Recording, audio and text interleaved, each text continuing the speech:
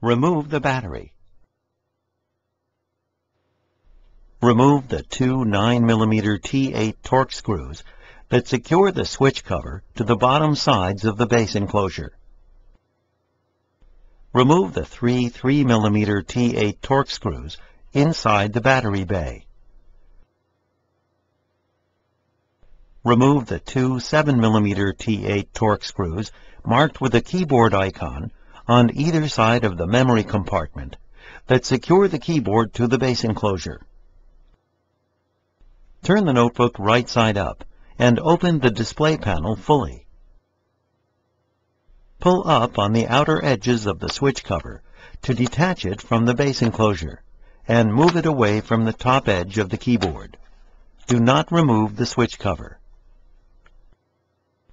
Lift the keyboard and move it toward the back of the notebook to expose the keyboard ribbon cable and the ZIF connector on the system board.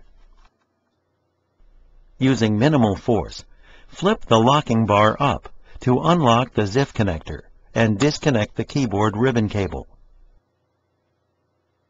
Important: use care to prevent damaging the ZIF connector and ribbon cable.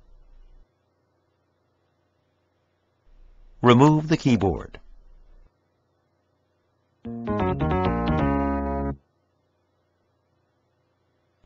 Hold the keyboard over the top cover and insert the keyboard ribbon cable into the ZIF connector on the system board. Important: use care to prevent damaging the ribbon cable. Push the locking bar down to lock the ZIF connector. Tow the tabs on the bottom edge of the keyboard into the slots on the top cover and lower the keyboard into place.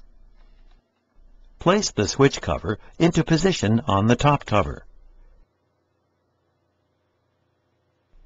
Press along the entire length of the switch cover to snap it into place.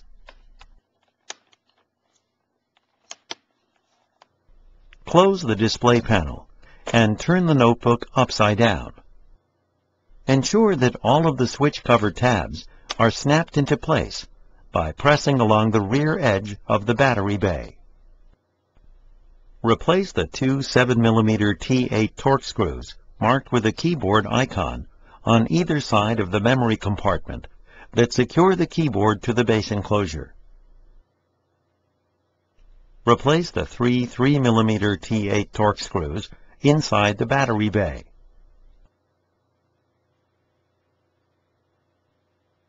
Replace the two 9mm T8 torque screws that secure the switch cover to the bottom sides of the base enclosure.